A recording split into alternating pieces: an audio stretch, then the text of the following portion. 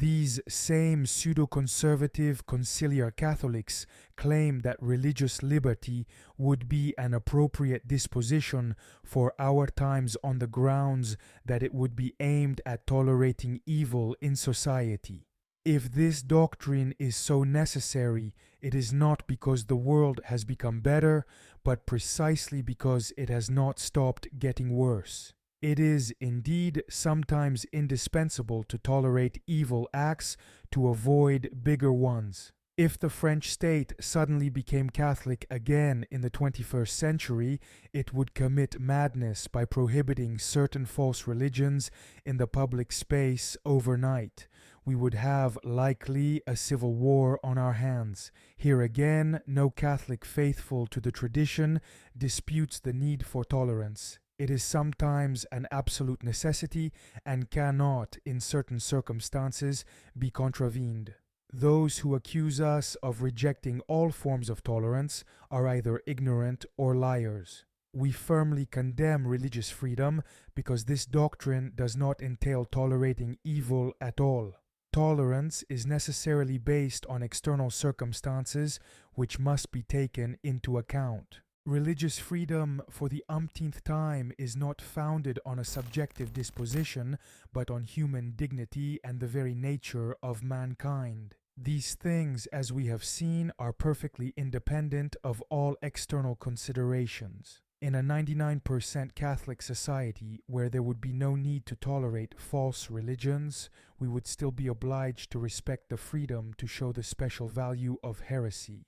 To refuse such a perversion of society would be an injury done to the human person and to the very order established by God. This argument alone is enough to discredit this fraudulent theory and proves that these pseudo-conservatives have understood absolutely nothing about the doctrine they so zealously defend. At no time does this document claim to tolerate evil. This fallacious excuse comes, no more and no less, from the minds of those who want you to believe this.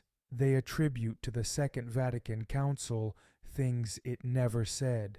This gigantic hoax spends its time gargling with human dignity until it becomes sickening. You should also know that a competing document to Dignitatis Humanae, this time speaking of religious tolerance, was totally discarded in favor of this one. Some liberal bishops specifically asked that this first document be rejected because they said talk of tolerance implied that the free circulation of false religions would be a bad thing.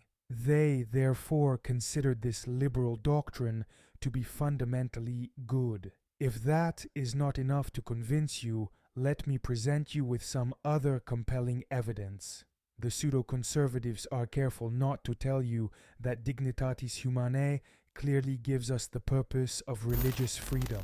Paragraph 2 states, "It is in accordance with their dignity as persons, that is, beings endowed with reason and free will, and therefore privileged to bear personal responsibility, that all men should be at once impelled by nature and bound by a moral obligation to seek the truth, especially religious truth. They are also bound to adhere to the truth once it is known, and to order their whole lives in accordance with the demands of truth. However, men cannot discharge these obligations in a manner in keeping with their own nature unless they enjoy immunity from external coercion as well as psychological freedom. The purpose of religious freedom, therefore, is not to tolerate evil out of necessity, but to permit all men, at least officially, to fulfill the obligation of seeking the truth and adhering to it. If the stated intentions are quite laudable, the means of achieving them are on the contrary absurd and diabolical. Indeed, it is by no means necessary for a man to enjoy immunity from external coercion in the meaning given to it by Dignitatis Humanae to find the true religion. Remember that this document considers being forced to act against one's conscience, but also being prevented from acting according to or against one's conscience, whether privately or publicly, alone or in association with others, a form of coercion. Let us replace the words in red with what they really mean so that we can better understand what the conciliar church is really saying. However, men cannot discharge these obligations in a manner in keeping with their own nature unless they enjoy the right to act against their conscience, whether privately or publicly, whether alone or in association with others, as well as psychological freedom. Let a theologian who has understood the true Second Vatican Council explain to us how a dishonest individual would necessarily need to be able to act freely with their accomplices to fulfill the obligation to seek truth and adhere to it in a manner in keeping with his own nature. But still, paragraph 4 of the same declaration, which we have already seen, states, "The freedom or immunity from coercion in matters religious, which is the endowment of persons as individuals, is also to be recognized as their right when they act in community." This sentence tells us very clearly that the expression immunity from coercion is nothing more than a synonym for religious freedom. Therefore, we can also replace the expression immunity from coercion with any of the rights included in religious freedom. This would give, for example, however, men cannot discharge these obligations in a manner in keeping with their own nature unless they enjoy the right to propagate anything in society as well as psychological freedom. The conciliar church, of course, prefers instead to talk about showing the special value of its doctrine in order to organize society and inspire the whole of human activity. It is the same thing, although said in this way, it sounds much more virtuous. You can, of course, replace the words in bold with any right provided for by the liberal doctrine of Vatican II, to live according to one's own norms, to erect buildings for religious purposes, to train ministers, to establish educational organizations, etc. Again, let a theologian who understands the true spirit of this Holy Council explain to us in what way the prohibition in a Catholic country of building temples to glorify their idols would prevent idolaters from investigating and concluding that Jesus Christ is the Son of God. How would the prohibition of establishing educational organizations prevent Jehovah's Witnesses from understanding that their false doctrine is precisely false? To allow the misguided to come to the truth, it would be indispensable that they first sink into the lie. What a pathetic justification!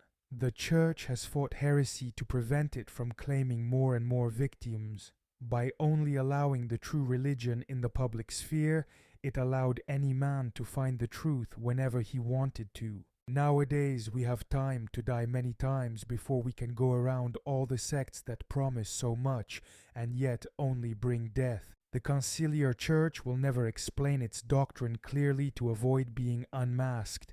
It scatters the different elements that constitute it all over the place so that no one realizes the diabolical nature of what it preaches.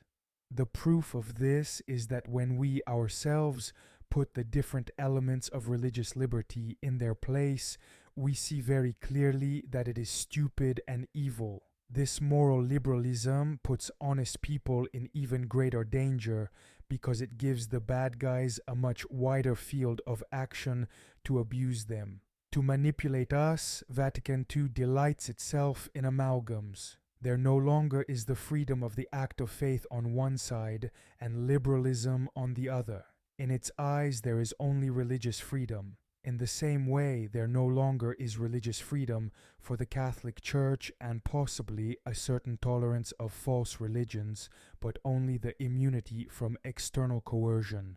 These different elements, which Catholicism has always separated very well, the conciliar church mixes in the same ragbag. It wants us to believe that these notions, although very different, are inseparable from each other and constitute only one and the same thing. I insist again on the fact that man could not, without immunity from coercion and therefore without religious liberty, satisfy the obligation to seek the truth and adhere to it in a manner in keeping with his own nature.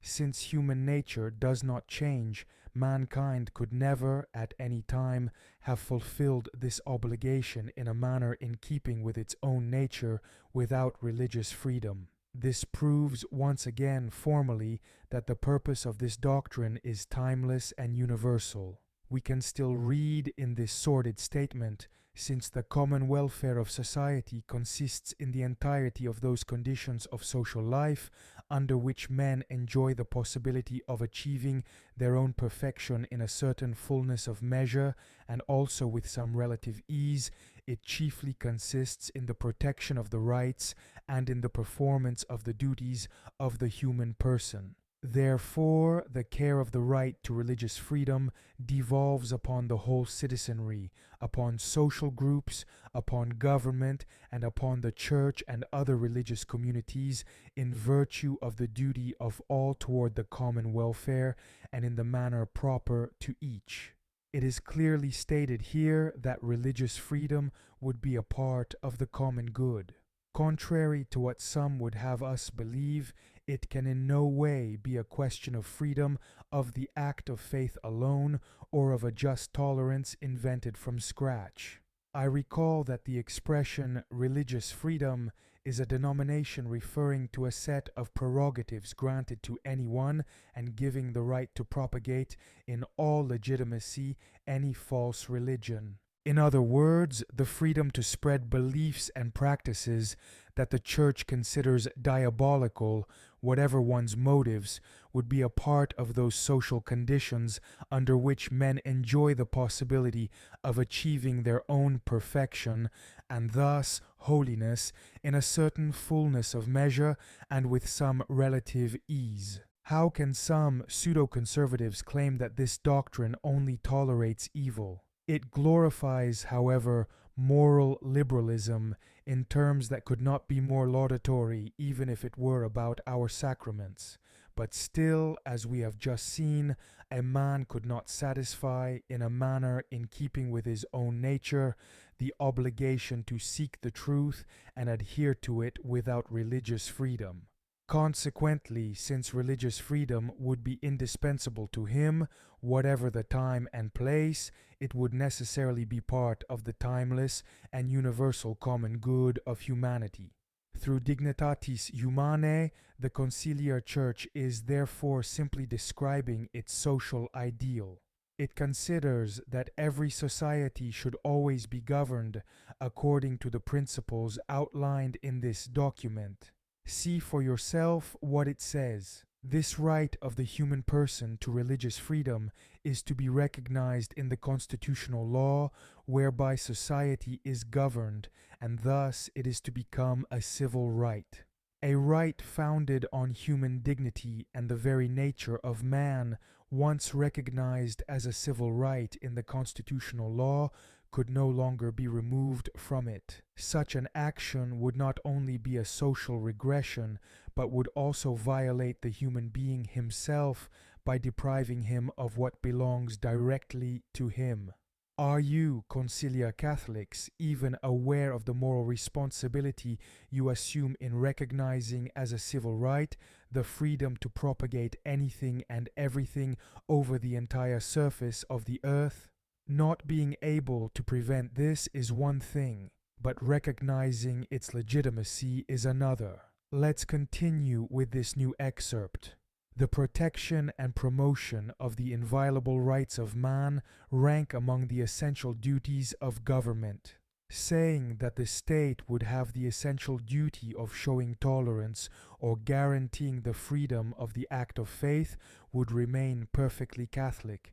To claim, on the other hand, that it would have the essential duty of making the promotion of a right which should be inviolable, of freely propagating any false religion in society, is complicity. Although we cannot prevent abortions, we can't say that the state has the essential duty to make the promotion of the inviolable right to kill one's child. The conciliar church never decided to disrupt society because it could not do otherwise. At no time does it suggest that it is powerless in the face of the world and forced, despite itself, to make concessions. On the contrary, it actively participates in the establishment of ultra-liberal societies and wishes to see this political model established everywhere.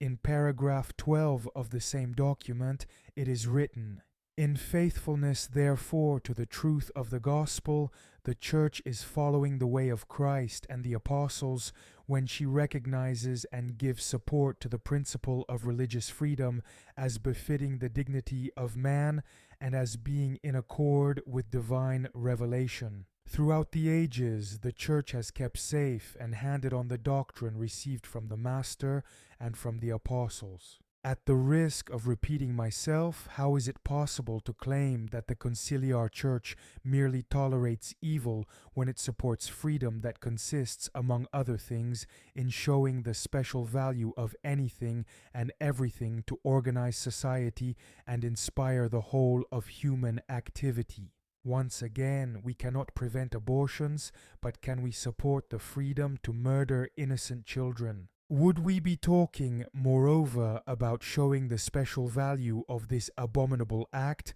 to organize society and inspire all of human activity? No one can deny that anyone who would say such things would not only approve of abortions, but would also glorify them. When one is content to tolerate evil, he does not encourage it and speaks of it even less in such a flattering manner. I would also like to take this opportunity to draw your attention to an essential problem. If Christ and the apostles had really transmitted this doctrine to us, then the Catholic Church should have promulgated it from the beginning and made it respected by all the faithful. Indeed, if our Lord and his first disciples had taught that religious liberty was an inviolable right, how could the Catholic Church have violated it for 2,000 years without being guilty of sin? This proves once again that religious liberty is not a pastoral disposition adapted to our times. We see that there has been no acceptance of this doctrine, only condemnation of it from the time of St. Peter until the Second Vatican Council. Ask the heretics who brought the yoke of our Holy Mother during the Inquisition what they think about this pseudo-revelation that has been kept and handed on through the ages. Let's look finally at another document of the Vatican II Fake Council with the discovery of the extent to which the conciliar church rejoices to see false religions propagating in society. In Gravissimum Educationis, it is written in paragraph 7, "Therefore, the Church esteems highly those civil authorities and societies which, bearing in mind the pluralism of contemporary society and respecting religious freedom, assist families so that the education of their children can be imparted in all schools according to the individual moral and religious principles of the families." Please note that the use of the words "esteems highly" in this excerpt is an acceptable but relatively imprecise translation choice. The official Latin version of this document uses the verb dilaudare. While laudare means to praise, dilaudare, which is even stronger, is sometimes translated as to praise excessively. In this passage, therefore, it can only be a question of praising certain institutions in the full sense of the term. If then religious liberty consists only in tolerating evil or leaving everyone free to convert to the true religion, why does the conciliar church praise civil authorities because they contribute to the teaching of heresy and immorality to helpless little children? We cannot stop this from happening, but the Church of God cannot celebrate the teaching of moral principles that are precisely, in the eyes of the Catholic faith, immoral to such vulnerable little beings. If you have no problem with this, then also praise those civil authorities which, bearing in mind the feminism of contemporary society and respecting abortion freedom, assist women so that the dissection of their babies can be done according to their individual moral and philosophical principles. Let us leave the political aspect aside for now and deal with it later, and focus only on the philosophical and moral aspects of this doctrine. The true Catholic position is very clear. Although the free will of the misguided must be respected, we cannot sin so grievously by actively participating in the spreading of things condemned by the Church's magisterium. To claim that our Lord and apostles would have preached such liberalism is appalling blasphemy. Religious liberty is nothing more than the sacralization of moral relativism, which must never be questioned again, and which consists in legitimizing, encouraging, and promoting the growth of false religions in society. Vatican II wants us to look favorably at what 2 millennia of Catholicism have condemned ad vitam aeternam.